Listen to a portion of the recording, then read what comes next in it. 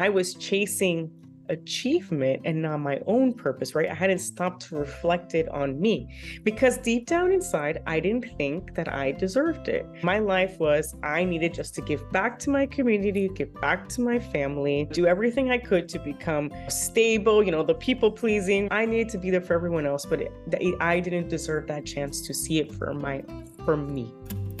You're listening to the Woman of Value podcast. You are about to hear the story of a woman who is following her dreams and passions and creating positive change in the world. Today's guest is Dr. Esther Zeledón. She is in the business of impacting lives. She's the founder of BeActChange. She empowers high-achieving individuals, teams, and communities to discover and live their purpose in alignment with their mission and their vision. She has a global presence rooted in the Latina experience, and she inspires professionals, leaders, and change makers to find fulfillment and growth. Welcome to the show, Esther. Thank you so much. I'm so excited to be here. What does woman of value mean to you? So woman of value to me means living your authentic self, like your life filled with purpose, authenticity, and really knowing and living like your value, right? So knowing what it is, what is that gift you bring to the world, having it shine every single day. And it doesn't matter what other people think or anything that goes around you. Like you're so sure of it and you know it and you know it's true to your gift and you're authentically living it and you could be that every single day. How wonderful would it be if we could all know ourselves really well and be able to live it and not care what other people think, which That's the hardest part. Really hard. Yeah.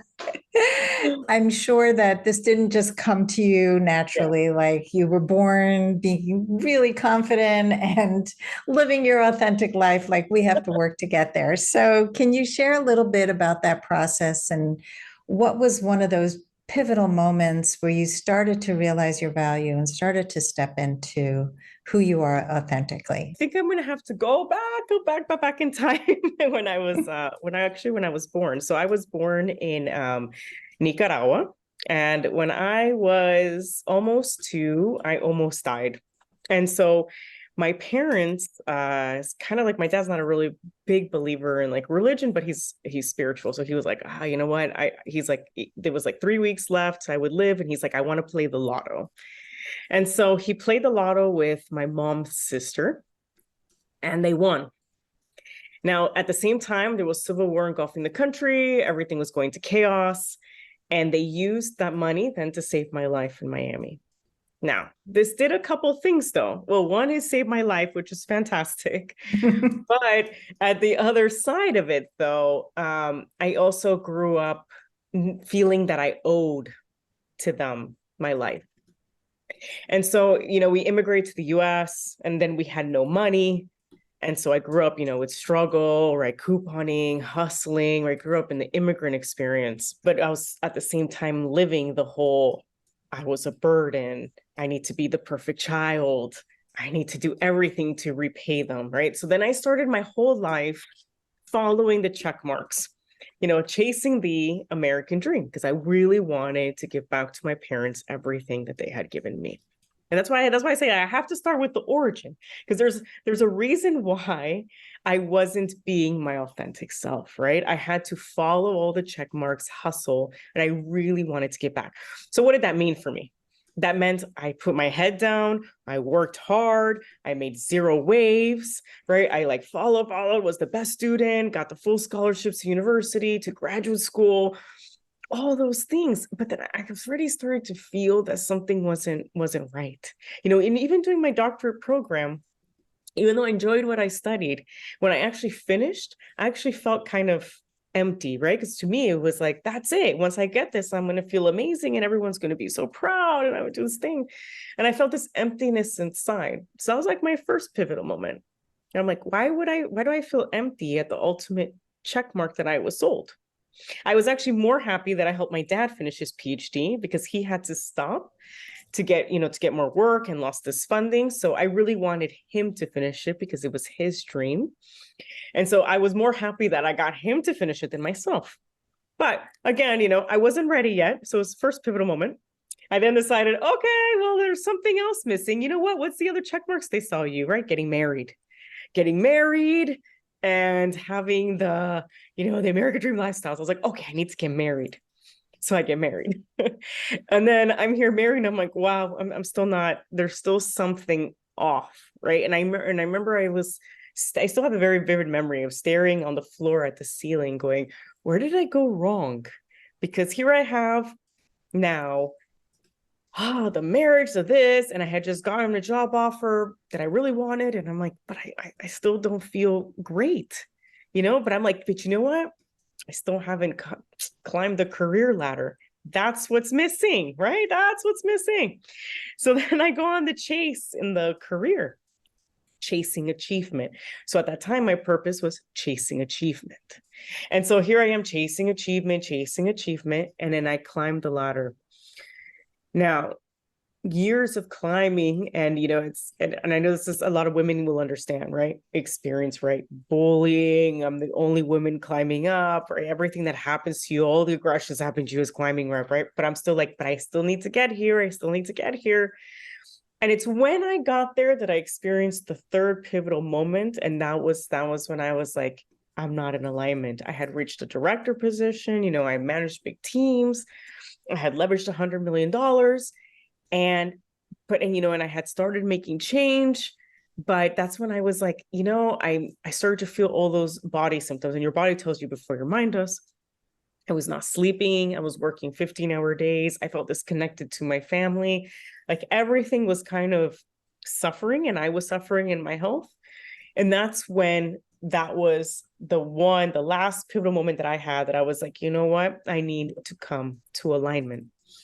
And the worst part of it was that my whole career directory, what I actually enjoyed and was helping other people do, was helping them find their alignment, discover their purpose, getting them to go after their dream.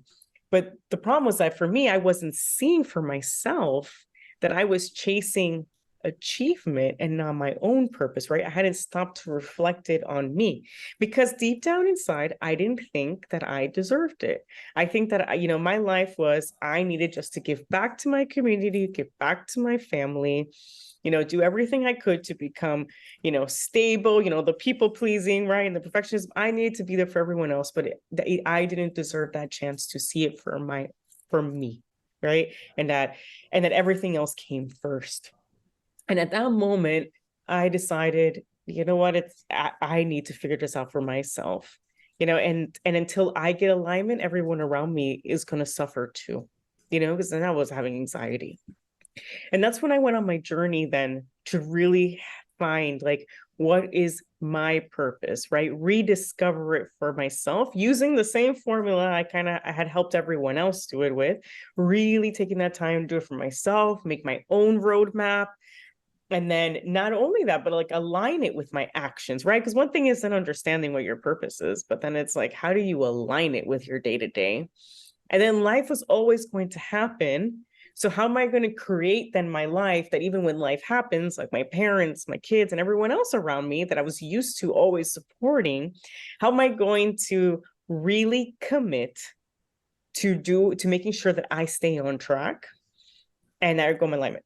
And as we mentioned before, right, the hardest part is what other people think, right? Everyone knew me as something, right? As the person that was the achiever, was the nurturer, was helping everyone else. And how was I going to be able to express them and create a new expectation of who I was, and be able to know that, hey, this is my value and gift, and know it well enough that I knew that there would be discomfort first, and push through that discomfort, builds a community of champions around me that will understand it, that will help me propel, while at the same time trying to cancel some of that noise around me, and have faith that noise will eventually, the true champions, the true people that support you will eventually come around, right? Once they get just to this new expectation.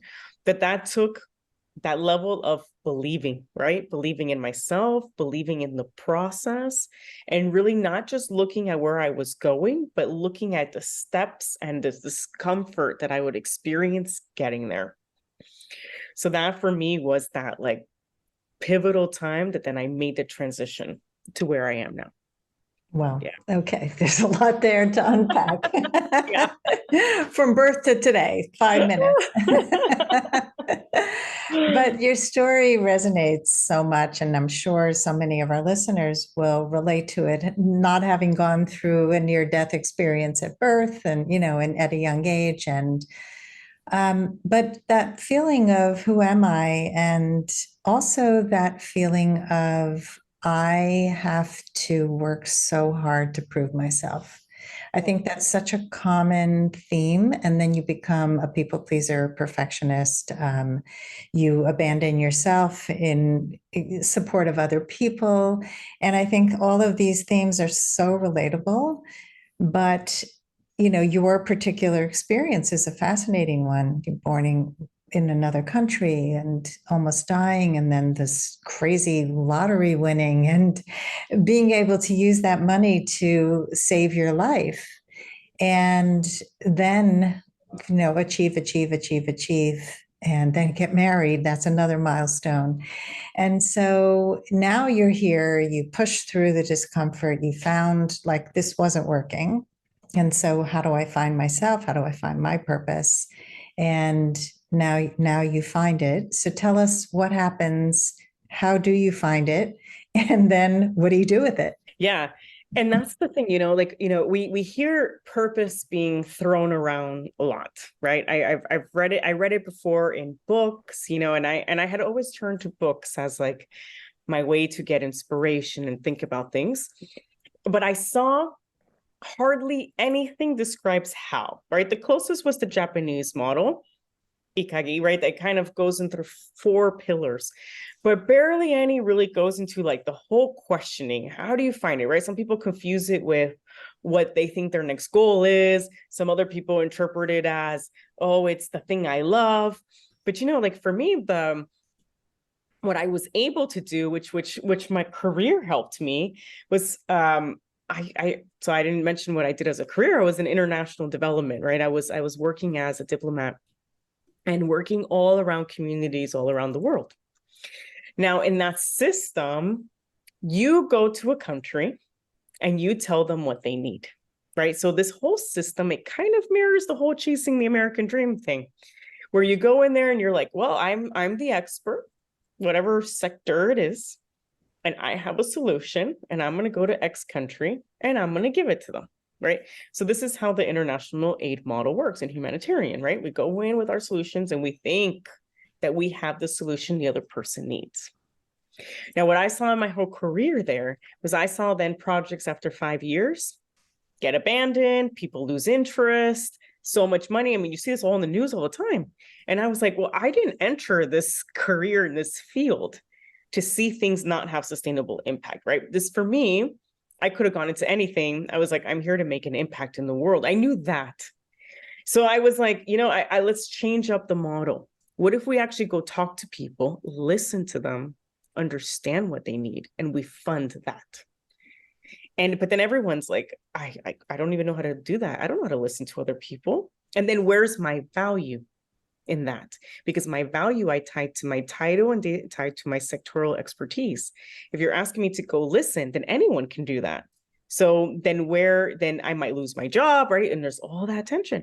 And I'm like, no, if we go listen and facilitate discussions where they come up with their own solutions and we fund that, then you can connect them to the technical experts that they need and all those things, right? It doesn't mean one or the other. But what I learned from that experience, and I've talked to that everyone in all these communities had a purpose, had a vision and a mission. And to get that and to extract that out, because it's a two-way problem. One, it was everyone going in and talking to the communities, telling them what they did, not listening. But then there was the other part from the community perspective. No one had ever listened to them. So they always just chased whatever money that came. So when you ask them to reflect, what is your mission, purpose, and vision? They're like, I don't know. Right. So as part of my career, I had to kind of research and discover, how do we unpack this for people? Right. So what I got from that was, what helped unpack from that is, one, going first back to your childhood dream. Now, this is where also people mistaken. You're like, oh, I want to be a doctor, or I want to be a nurse, or I want to be an astronaut, right? But rather than the title, what are the specific characteristics that you saw in that person? Because those characteristics is what you admired to, looked up to, right? Those are the characteristics that you wanted to become and to embody, right? So even if 5 people say doctor, how they describe that doctor is all different.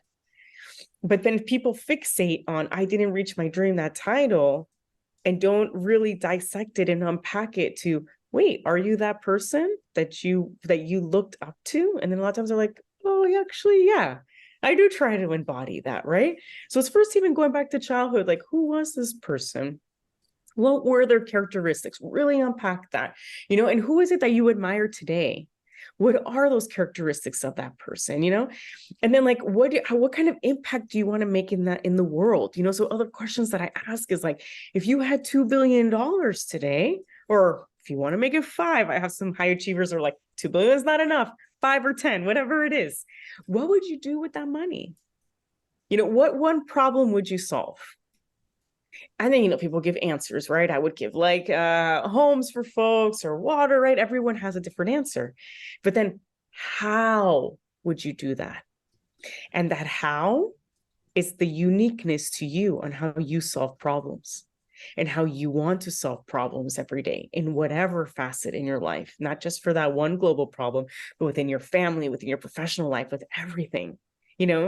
And then, then you start unpacking, what's the legacy you want to leave in the world, right? What's your obituary? How would you rewrite it? What are the things that you want to be sought out for and not sought out for? Because just because you're good at something doesn't mean that's what you want people to seek you for, right? What do you want to be sought out for? What have you overcome and how? And that's something that I had never seen in any of the models. And it's so important to go back in your life because the things that you overcome are always going to keep creeping back. So for me, it's like limits and boundaries. That's something that always is recurring to me. And I stay in things too long because of the people pleasing, overthinking, and perfectionism. I stay in because I don't want to abandon. Right. But I don't listen to my gut and be like, it's time to exit. And it took me a long time to then learn when is it that I need to make new pivots. Not everything is meant to be forever, even friendships or partnerships or anything. But it's once you analyze that, rather than using your how you overcame only in crisis, you can incorporate that in your everyday. And so all of those aspects together, right? It's 8 of them. Then as you look at all of them, you start seeing all the themes. That then is your purpose.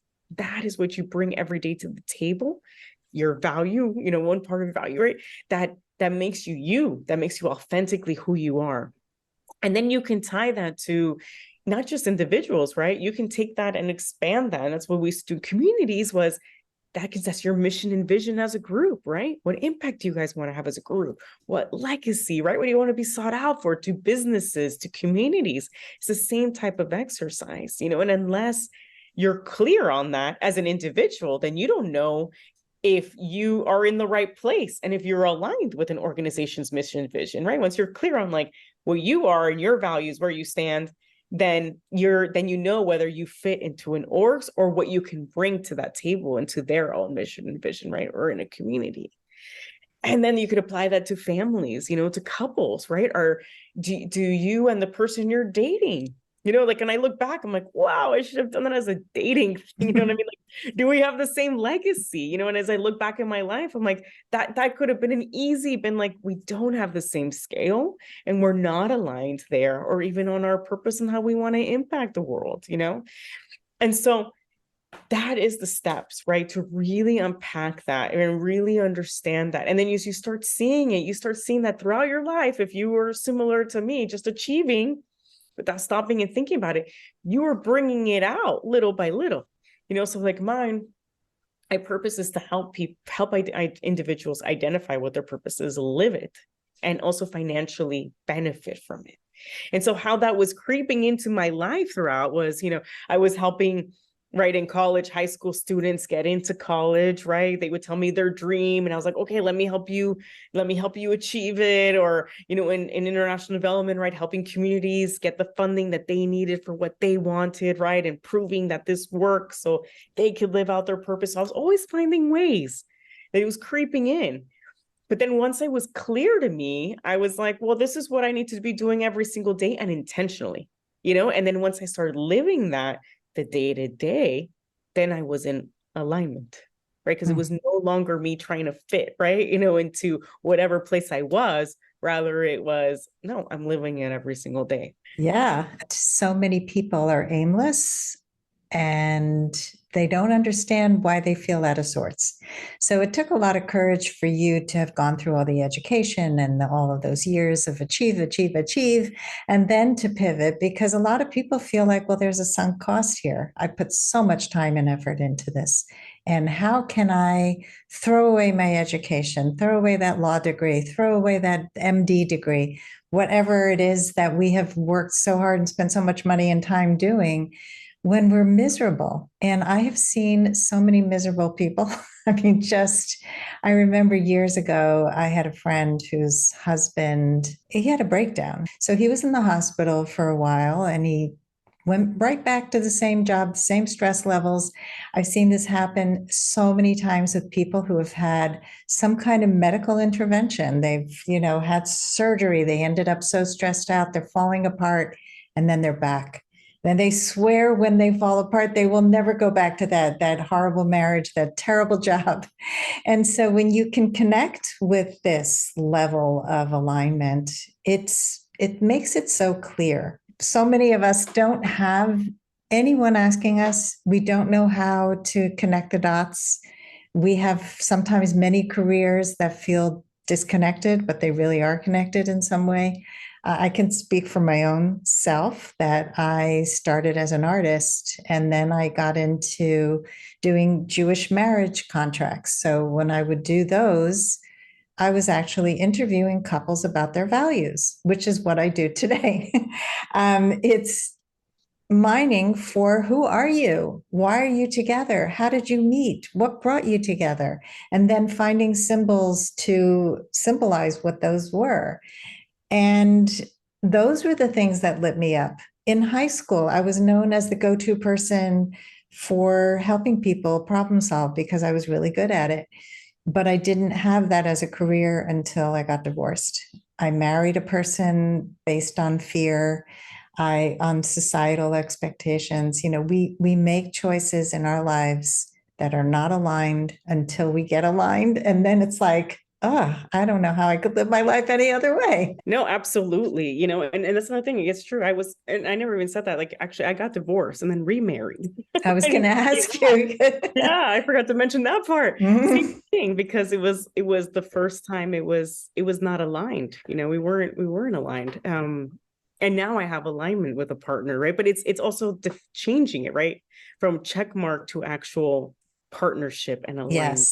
Yes, I wanted to say that because a lot of people look at what it looks like on paper. So it could look like we have the same goals, we want the same things for our children, we have the same plan, but in actuality, we're going to parent completely differently. We are connected totally differently by our worldview. We see money differently. We see communication differently, but nobody knows to look at those levels of what's underneath. And that's something I love doing with people because money is a big one. I mean, how do we see money? How do we spend money? What do we spend money on? How do we save money? Are we generous? Are we responsible for our decisions? Do we rebuild wealth if we lose wealth? Those are really important topics to talk about. And what do we know when we're in our 20s or 30s about life, about what a partner should look like and be like, So how did you find husband number two? And I was still married to husband number one. But at the same time, it became clear to me because a lot of those same questions, exactly what you said, we had alignment in the type of legacy we wanted to build. You know what I mean? And when I was asking questions like that, like what type of impact do you want to make in the world? What have you overcome? The overcoming was similar, and authenticity is something that, he also valued, traveling is what you say, like the spending the money, all those questions come out, right? Because, I like to travel, right? He also likes to travel. We have to be both willing to spend money and time on travel, right? And so that, and then the like type of legacy we want to leave, we want to impact the world. Well, that's going to require, right, some sacrifices and also being more outwardly and wanting to create a movement and wanting to impact while, I didn't have, and my first husband also he had a big heart, but see, I was looking at the check marks. We were both from the same, we were both immigrants and we both liked to volunteer, but he was not about making a global impact, right? And so that's where we clashed, right? Because I wanted to be out there with people and connecting with people. And he was like, well, I want to be nuclear. And I was like, well, I can't build a global movement nuclear, and it's not that there's anything wrong with that, right? It just wasn't aligned to me. Well, Yes. with my partner now, we have that alignment, right? We do those things together, and that way we're not living separate lives, right? We're both creating this movement together. We're both in business together. We both can work well together. And so all those things, and we don't see it as, oh, this is your responsibility, this is my responsibility, but while we're building, so, I'll do logistics, he cooks, this and that. It's like a real partnership. But that was something that we both valued. We both wanted to be appreciated. We both wanted a partnership, right? We both felt that we were living separate lives in our previous relationship where we had to compartmentalize. But so I think absolutely. So I love that you're doing that work, because I think it's even when you see people go on dates, right? It's like what you said, they're asking just that, do you want how, I feel like they ask metric questions on check marks rather than like, how are you doing things? How do you solve problems? Even my thing about like, what have you overcome, to me is really key too, because then you already know what they're going to be overcoming. And that can also be like, can I handle that? Mm-hmm. So even like my partner, I'm like, I need you to watch out for me, because I have problems with limits and boundaries, and I have problems with leaving things. So I need you to help me and be like, hey, I need you to make sure that I get out of things when I need to get out of things, and not people please all the time. And his was also like, make sure that, everyone always asks me for safety and wants to vent to me 24/7. Please help me put a top of that. So if you're not comfortable or you don't want to help either that person, that's also okay. Maybe this isn't for me, because you have to be also okay, where we only look at the positiveness of the future, right? But you have to see, can I be there for that person for the things that they're going to go through, and Yeah. do and am I okay with that? Those questions are very deep, but a relationship is deep and a relationship is long. And if you are going to be in a partnership with somebody, you want to know, how do you handle crisis? I mean, that was my biggest issue in my marriage, is we had crisis within the first year, like a big crisis. And he fell apart and he said, well, you're good at this, so you do it. And I'm just like, well, how did I become good at it? I just stepped up and you fell apart. And that's not partnership. And so, but that's all I knew, because that's how I grew up. So yeah, you just keep going and you keep staying, and you don't know that there's an alternative. And then you realize, this is too hard. This is not fulfilling. We don't see things the same way. And we're friendly today and it's fine. He's just so not for me and I'm not for him. But had we known what to ask, what to look for, to me today, I want to know how somebody has overcome things. I want to know what happens when the chips are down. What do you do? When things are good, it's easy to perform in a certain way. When things are challenging, how do you step up, or don't you? And, do you have the skills? Do you have emotional intelligence to be able to handle feedback, for example? Those are like leadership skills. Are you a leader in your own life? And, I think that sounds like a lot of what you do with your clients is help them step more into their leadership skills, into their innate leadership skills. If you have ever played small to make other people feel comfortable, or maybe stayed in a bad relationship or job too long because you didn't think you could do any better, I wrote a book for you. It's called Becoming a Woman of Value: How to Thrive in Life and Love. Each of the 30 chapters contains a life lesson, a story, and an exercise to bring you closer to reaching your full potential. Becoming a Woman of Value is available on Amazon in paperback and Kindle. All those questions that help with anything. It even helps you even in your professional sphere, right? If you're in a job, like for me, like as part of being, a high achiever, I also have I've been able to, because I do use all those tools, right? Build resilience over it, but I have a tendency that I could become really highly anxious. And my last job was so much because it was in a diplomat, right? A political job, and your whole life is scrutinized. It was so not aligned because I was naturally anxious. And to have my whole life hyper scrutinized and watched, and who I'm friends with and what I do, and I would follow the rules, but that anxiety of, oh my God, I make one mistake and everyone is going to, hyper scrutinize everything I do, was not healthy. Right. So even understanding and unpacking those questions, like what do you have, a tendency towards, or what are you naturally, like those things that are going to come out.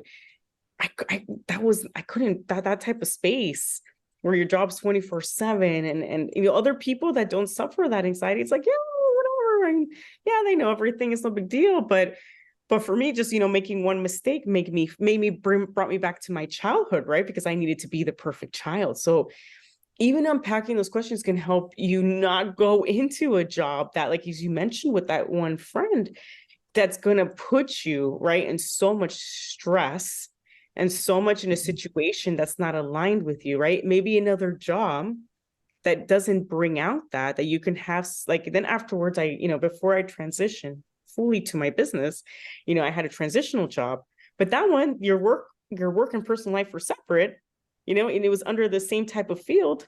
It was great for me, right? Because I didn't have that layer of anxiety on. So it's even like you can even stay in the same industry, but even pivot to where those things, that you have tendency towards are not going to flare up, but you have to do some of that work already to know what are the things that are my triggers, or what are the things that I have, propensity towards, and how do I make those changes? You also brought up a really good point too about fear.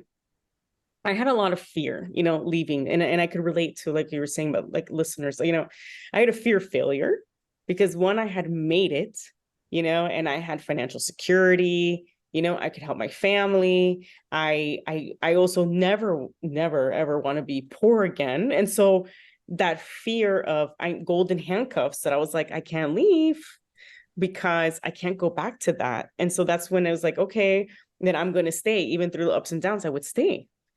But the thing is, like you said, at the end, it's going to go back. It's going to happen again and again and again. And it's really creating, to help you create, it's okay to have that fear, but it doesn't mean you have to stay in it forever. Right. So if you're someone that needs, I take cautious risks, or, I take calculated risks, then okay, you make a plan, right? Okay, 2 years. Maybe it means that you have to build something on the side if you want to go full-time in your business for the next 2 years, and then you pivot once you have some income. Okay. Or maybe it means that you're doing your job search on the side and you don't leave until you have the job that's aligned. You can do that, right? And it's one other thing, to tell the listeners, they don't have to, it's not saying that you need to make that pivot tomorrow, but it's about incorporating these small changes every single day. And even the fact of you're working on it, you already feel better because you're on that path of, like, I'm giving myself 2 years and this is where I'm going to be. So every day that you're doing that small action, you're already feeling more aligned because you're working towards where you want to be. But just staying where you are and not doing anything about it, that's what's going to, like, it kills your soul, because you're not in alignment at all. You're not being authentic. You're not living who you want to be. And so, like, a lot of that myth is you can still financially prosper, living in your alignment, even if it means that you got a degree in something else. At the end of the day, it's at the resume level. they see a degree, but what they look at are in your resume and your CV is your impact statements. What have you been doing in your last job? What's the impact you've been leaving? How have you been doing that? And so that is transferable into any sector. And Yeah. especially as you move up the ladder, they care less about what your degree is in, and they care more about what's the value add you've been bringing to workplace. We've been taught in society, like, your value is your title and your educational degree. But I mean, you see New York Times, like, bestseller writers and all that have degrees in all sorts of things, right? It's not related. That's where you started. And you probably saw that somehow your purpose probably fit in a little bit on that, but you have been showing it, and part of this exercise is showing people too, you were always this person and you've been showing it in different ways throughout. So it wasn't a waste of time. It's just you were showing in your thing. And now guess what? You're going to show it in this new space. So how can we use all of your built up experience and package it in a way that it's useful to you for your pivot? It doesn't all have to be all or nothing. Like, I was that and I am this now. No, you were always that. So, but you can repackage it. Yeah. Yeah, I like that reframing it, because I think a lot of people listen to this and they go, well, no, that's too big of a pivot. And it is, I mean, it can be baby steps. It can be something you do as a side hustle until you can make enough money. I think people tend to be very black and white in the way they see change, and change scares the heck out of people. And to me, it's the most exciting thing in the world. Like, I left my marriage without a clear job, without any financial real freedom. I mean, I had some money in the divorce, but I didn't have a career. I had been working with my husband, and I had a side career throughout the marriage because I focused on raising my children. And so, but I was on the path to becoming a certified coach, and I had been already in my certification process, but I wasn't earning yet as a coach. So I did other jobs that I also was talented at, like my art and private lessons and certain things that I could earn a better dollar per hour from, and just got creative. 5 jobs. I've done it before. I can do it again. And never give up, because it was important to me to be able to make an impact. This was the why that just kept motivating me. And so I think for so many people, I've seen people stuck in bad marriages who just keep complaining. Can you believe my husband did that? Yeah, I can believe it, because he's always done that. And you keep staying. So what's going to change? Nothing until you change. So yeah, people need to know what's possible, and that there are methods, like the method that Esther's talking about is a clear method. You're going through an interrogation of yourself, your life. Who are you? How do you want to be in this world? And I think the other thing people need to really think about is, what's the cost of staying? What's the cost of not leaving a bad job, a bad relationship, whether it's a marriage or friendship, a job, anything, that there's a huge toll. And if you think about 5 years from now, you still haven't made that change. And I see this with relationships when I'm doing dating and relationship coaching, that the same method that I use for helping people choose a partner, I've helped them choose a nanny, choose an assistant, find a place to live. That level of clarity helps you in every single part of your life. But the way people approach it is, I have to live in Chicago on the east side. I don't even know what east side, west side of Chicago, but, they don't think about, well, I really want to be facing the sun, and I want to have cross ventilation. I want to be walking distance from work. That's really important to me because I like exercise. I need to, whatever, safety is really important. These things are going to matter. And once you have that clarity, boom, you're like focused, you find it. No, absolutely. And like, also that clarity, it's not, it's about your next steps. And it's also saying what you say yes and no to. Because a lot of times, we suffer from FOMO, that we're like, we never want to miss out on things, or we want to be this, or we think that if we don't go to things, people won't like us anymore, right? It's always the external validation. But having that clarity of where you want to go and the steps you want to make and the community you want to be around also helps you filter.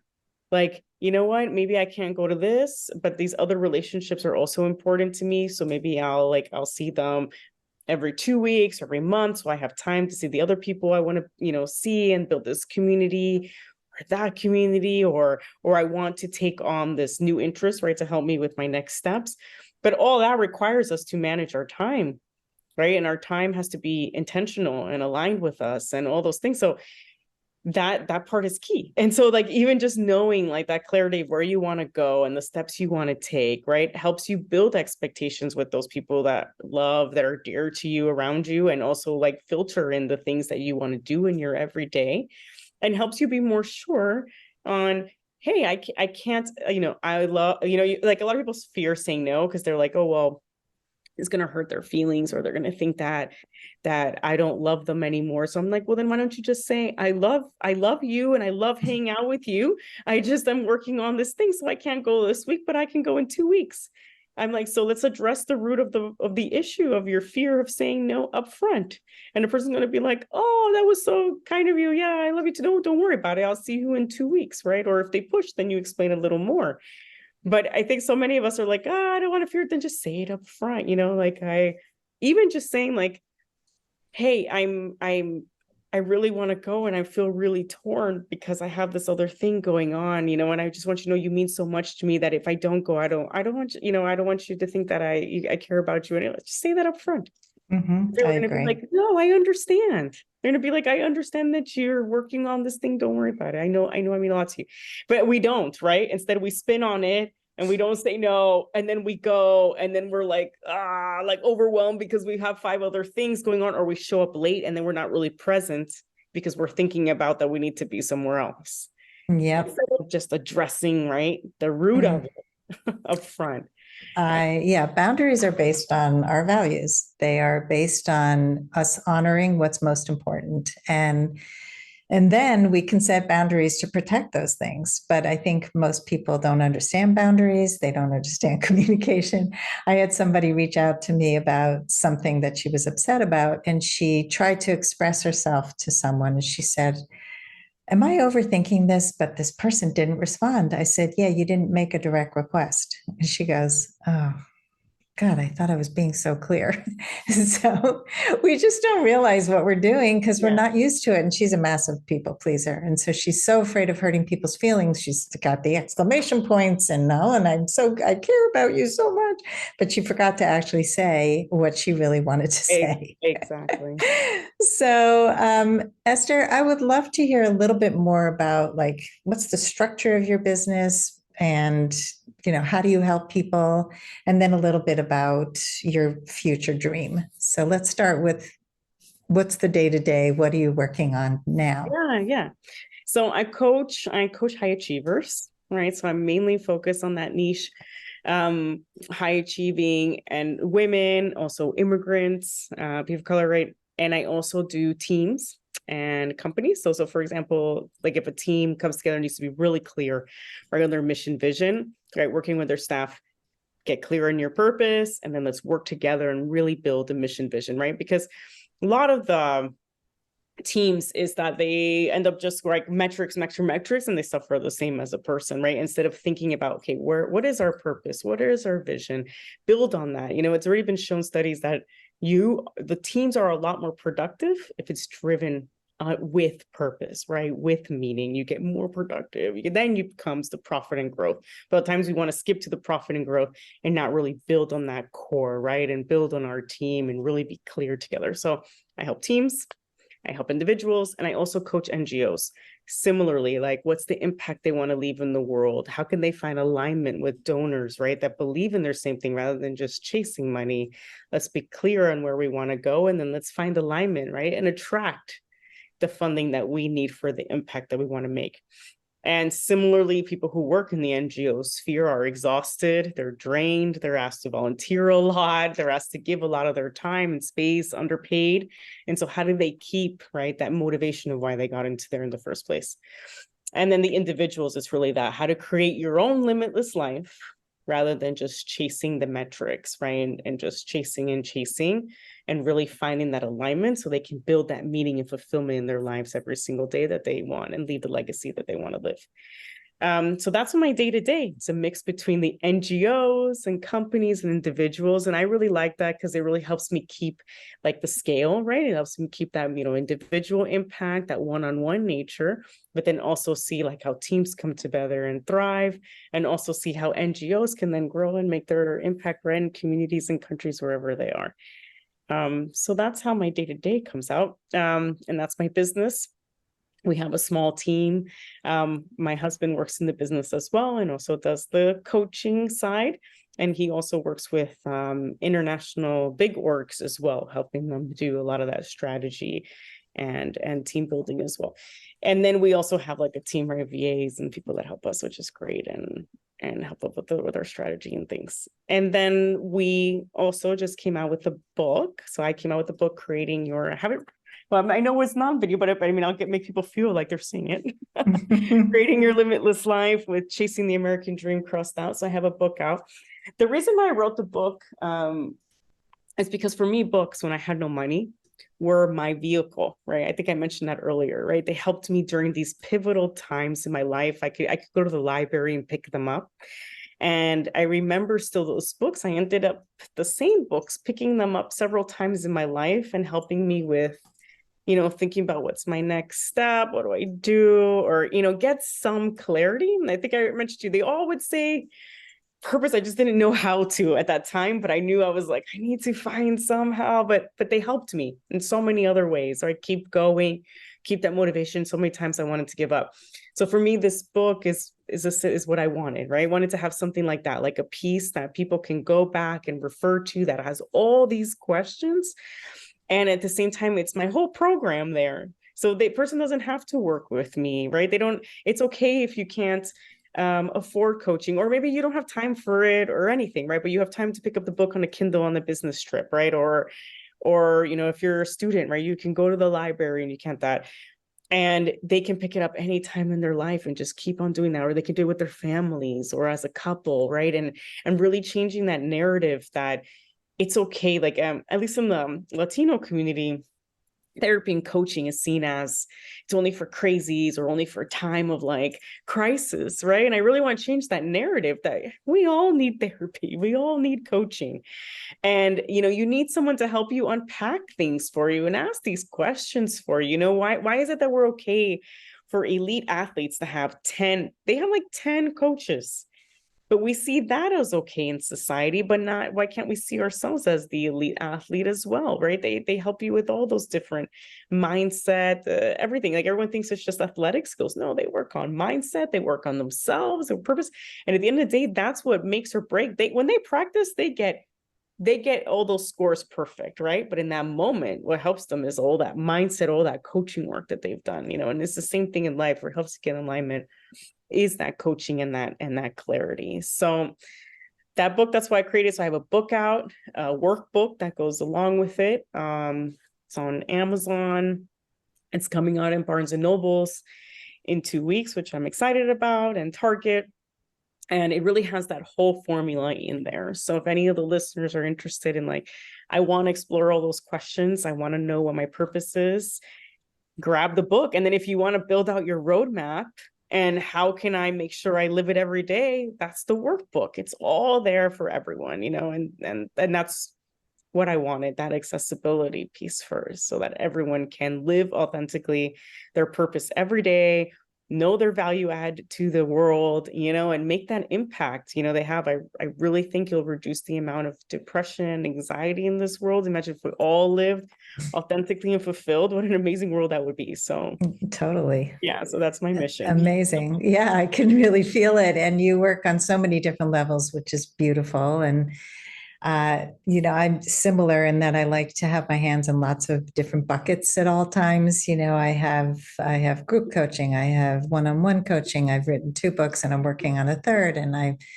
podcast 2 podcasts. And it's like, I never wanted to just do one thing. It's boring to me to just do one thing. And I also want to reach as many people as possible. So social media is also a big way that I reach people on lots of levels for free. And yeah, there's so many resources out there if people would just take advantage of them, because you don't have to spend a ton of money to become wiser and more aligned and get all this beautiful information. Let's go to the lightning round because we are running a little long. So are you ready? I'm ready. Okay. I used to think I wasn't blank enough. Important. Important. Okay. What was the number one thing holding you back from becoming a woman of value? Fear. You are good with the short answers. What's the best advice you can give to a woman who wants to become more empowered? Yes. I mean, this will be my longer answer. Okay. Best advice, for me, it's really understanding what your purpose and your gift is, because that is your value add. And that's when empowerment comes. It's not when you get to a certain position or a certain title. That I always like to tell people, I stopped being an imposter in my own life once I understood my value. Right. And so none of that external stuff is going to give that to you. You got to give that to yourself. And so once you know you have and maybe it's to remind everyone here, the advice is you have a value add. You have a unique gift. Everyone here is important. And I think that's why important was my first word, and it's everyone is important. All of everybody is unique. I mean, I'm talking about all across the world. And so it's just finding what that is and then bringing it out to the world every single day. And that is what's going to empower you, because then you're driven by it and moved by it. I love that. What advice would you give to your younger self? I spent a lot of time doing that in hypnotherapy. So my younger self is really that all that little voice in your head that's telling you there's more out there for you, and that voice is right, and it is. And so just keep following it, and don't and put that fear away. That's what I would tell her. I silenced that voice for a long time. Mm-hmm. Yeah, I got to listen to the voice, that little voice. Put that fear away. What is something that people often get wrong about you? Oh, that's a good one. I think people think I have other intentions. So for me, I believe kindness is strength. And I refused to ever get rid of it. I can't tell you how many women, and I know it came from a good place, but I got a lot of advice going up my ladder that I was too kind and too soft. And I refused to let that go. But in refusing to letting that go, the people who, I think not anymore, but I'm going to answer this like my past. People thought that I was doing it to get something in return. And for me, like, there is no return. I go on flights and I give flight attendants gifts, and if sometimes they give me a soda as a thank you. And I tell them, look, I really gave this to you to thank you. There's no return.